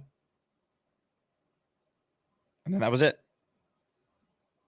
Peter says, can't get in, Jake. Peter, I'm extending this show for you. What do you mean you can't get in? We need you in. All right. Jets chaos. I literally can't get in. Is there an issue with the call-in line? I did think it was weird that no one could get in, but all right, I just removed it so guests don't need to authenticate for the time being. So let's see. Jets chaos says your jettings are jacked. Sarah says I just had a shower. Not appropriate attire right now.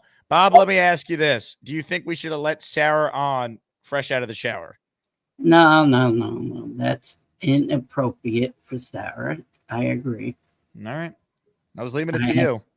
No, she just got out of the shower. We got to respect women. The woman that we have, like Aurora, Carly, Sarah, and Nene. And what's the one who called in the morning? What was her name again? She wanted to come, but she didn't. Jay Graves? Yeah, Jay Graves. There are 5. Gotcha.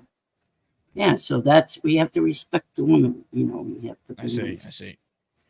All right. So be nice to people. Okay, I'll see you later. And then I'm going to Charles's thing at 8:00, but I'm going to do 2 hours between that time. All right, sounds good. If you want to join my show and talk. I think I've talked enough today. All right, whatever. Okay, we'll see you later. Goodbye, Bob. There he goes. Bobby Midnight. All right, let's get Peter in. We're going to wind down the show. We got Peter, Big Fella, Charlie, and wow, Jets Chaos is on the line too. All right. And then that's it. Peter, Alan Lazard, the Pulse. We felt it all because of you. It was coming on, baby. He's coming on. Jake, I'm very happy with what I saw on offense. All right. Mute the TV you're watching me on and just talk to me on your phone. I was very happy what I saw as far as Rodgers went and the offense. Okay. Other than the fact that they draft Curly, they got that guy Allen. They don't use anybody. But if you watch like Kansas City, he gets Worthy in the game. The guy that they just drafted, he runs a reverse with him.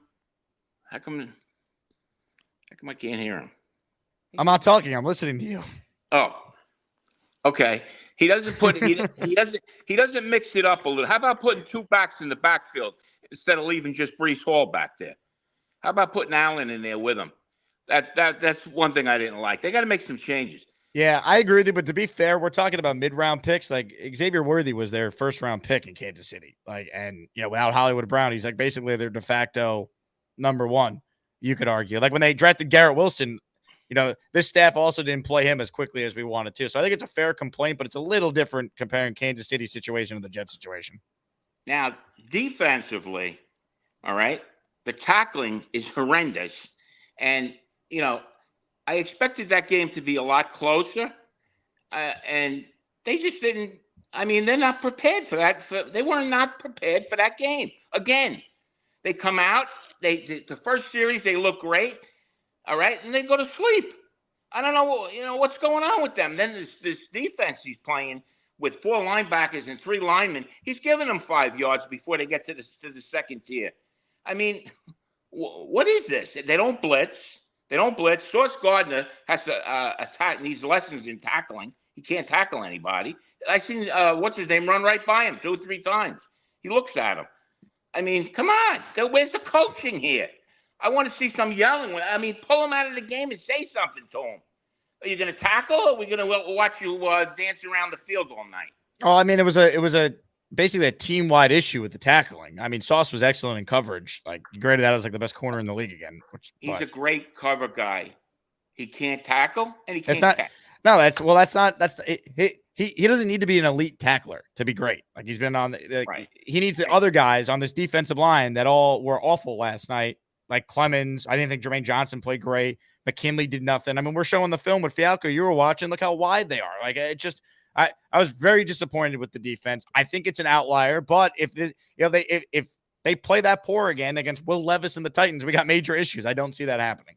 We have to get the ball to the offense. Rodgers has to be on the field more than 20 minutes than he was last night. Did you hear what I said earlier? It was the lowest amount of possession he has ever had in 225 career starts. Like it was a lot of last night to me just screams it was an outlier, bad performance, and they'll be okay going forward.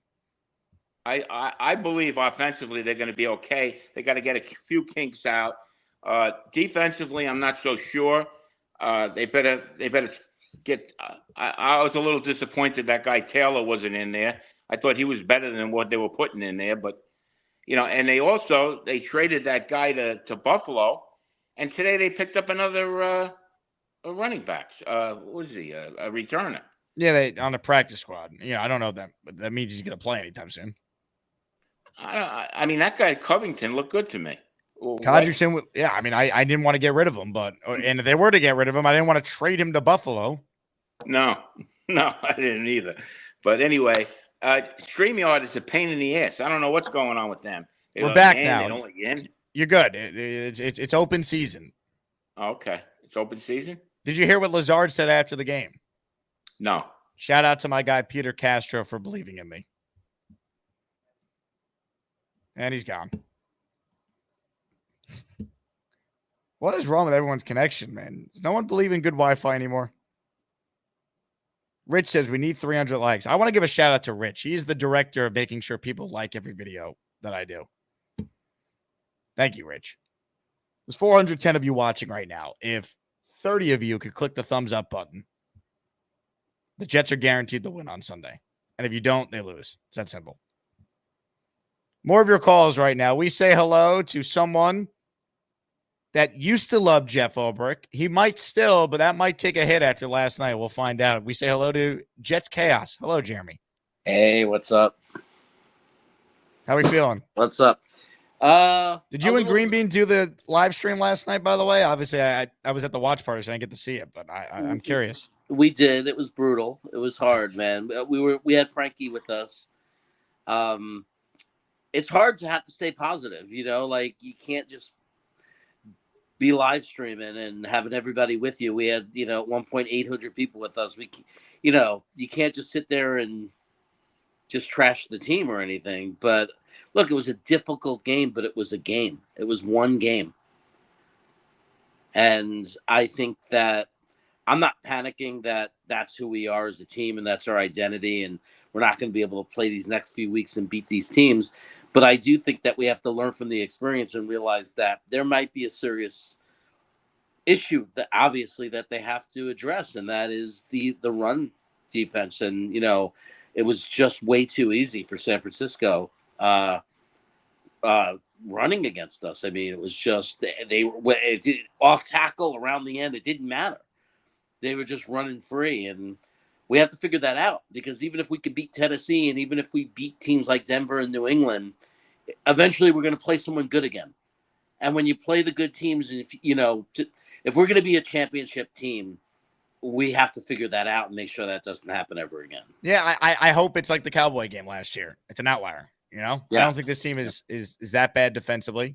They have really good defensive coaches. They have really good defensive players, even with the Reddick situation kind of hanging over this defense with all the changes to the D-line. It was a really bad game, and it kind of snowballed, and Shanahan completely outcoached your guy, Jeff Ulbrich. Okay, good luck, Coach. Good luck.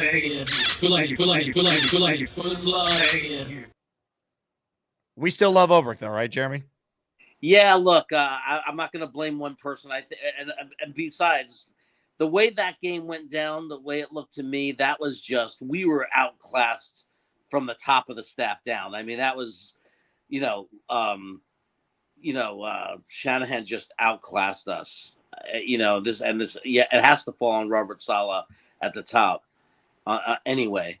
But no, I'm gonna love on my guy Ulbrich. I think that I think that we're gonna have much better weeks ahead of us, and we're gonna have great defensive games. The first two drives we were fine defensively, right? And then it just some bad things happened. It just kind of fell apart on us, and it looks like it wasn't just the scheme. It was like the players were just shell-shocked. Like they just didn't know what to do. And, it's kind of like that quicksand example from that movie, The Replacements. They were sinking in quicksand. Yeah, it's just I am just shocked how poor they played on that side of the ball. I really am. Yeah. I'm seeing this in the chat, Jeremy. Love Bite says Allen was calling out you and Green Bean last night. Yeah, because Allen, of course, predicted that we would lose. Right. So as he does for every game. I want everyone to know he claims to be a Jet fan, right? No, he he's was not. writing, "This is hilarious, ha ha ha." So he was having a great time. So this is the kind of fan that we're talking about right now. If you want to call that a Jet fan, I don't call that a Jet fan. He's a loser. That's what he is. Yeah, He wants to be right rather than root for his team. He's not actually a Jet fan. Right. And I would rather be wrong a million times over, I'd rather look like a fool and win than be right and smart about something and lose. Remember, he doesn't like the direction of the show, but when we asked him to do a Jet chant, it brought great pain to him to have to actually pretend to be a Jet fan for 3 seconds. Jets, Jets, Jets, Jets. You know, I got to say that every prediction I made of the season, like when I would say 12-5, 13-4, in all of those predictions in my breakdowns, I had us losing this game against the Niners. The only problem is I didn't have us losing this way. But as far as the loss, based on the schedule, not impossible to overcome, obviously. It's one game. We could be 3-1 at the snap of a finger. Suddenly we're 3-1, 4-1. It's just we have to improve from what happened. We can't have a repeat of that, obviously. And it can't be ugly wins where these teams are running against us. We have to see evidence that our defense is going to rebound from this. I completely agree. And they better beat the Titans on Sunday. That's it. Yeah, that's pretty much a must win, I would say. Jeremy, I want you to know I tried your favorite bagel store, by the way, the other day. Did you like it? I did. What's it? Broad Nose Bagels, right? That's what it's called? Yeah. My wife discovered it. She found it. Well, shout out to your wife. It was an excellent breakfast sandwich while watching the Sunday slate of games. I'm jealous that you live so close to it and can have it anytime you want. I Grubhubbed it. I was too lazy to leave. I was going to wait on that line. That's awesome. You're the man, Jeremy. Appreciate you calling in, dude. Take care, guys. Plug your channel before you go. Let everyone know where they can find you. Jets Chaos, right there, the way it's spelled. I just hit 5,000 subs last night, so something good came out of last night. There you go. Yeah. Jets football, baby. Jeremy, Thank you. Thanks. Take care. That's Jets Chaos, lover of the Jets, and Jets defensive coordinator, Jeff Ulbrich. That video of Jeremy at the Senior Bowl last year with him and Dom C, so fun. Okay, good luck, Coach. Good luck. Good luck. All right. Now we're actually done. We heard from Peter. We heard from Jets Chaos. Another 2-hour stream in the books. I want to thank everyone who tuned in. Before we get out of here, another reminder. T-Squared Social this Sunday. See you there. We're back tomorrow. Will Parkinson joins us at 9 a.m. Enjoy your Tuesday. I'll talk to you guys then. Like the video. Subscribe to the channel. Go Jets. Sky's not falling. It's going to be okay.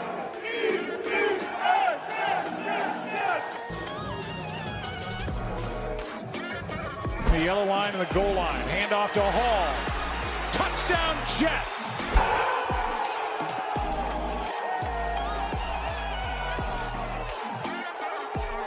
They're going to get a free play. Rodgers is the master at it, and a touchdown by Lazard.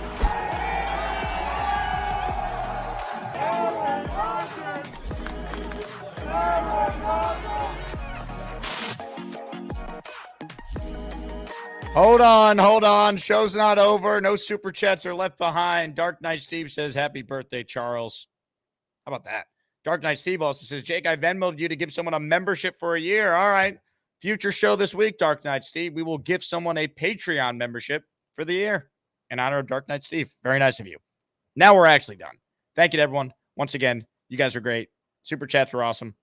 Thanks to Fialkow for coming on for the film review. Couldn't have done it without him. My name is Jake Asman. This has been the Jake Asman Show. Everyone enjoy your Tuesday for real this time, and I'll talk to you guys soon.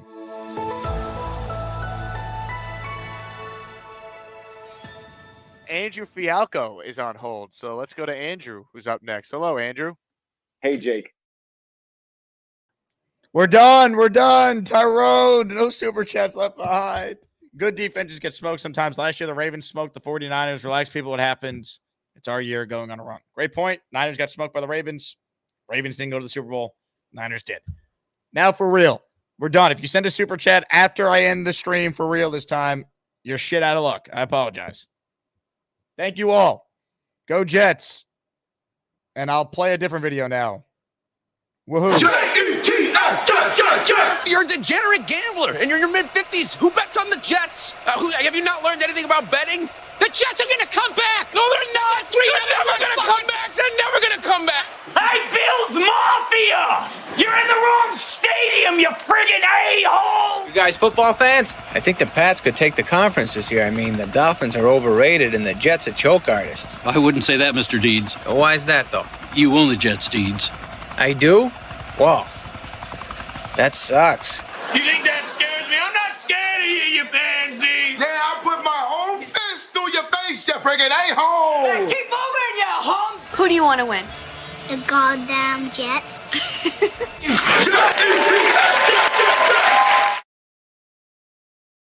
I hate this team. I hate them. I hate them.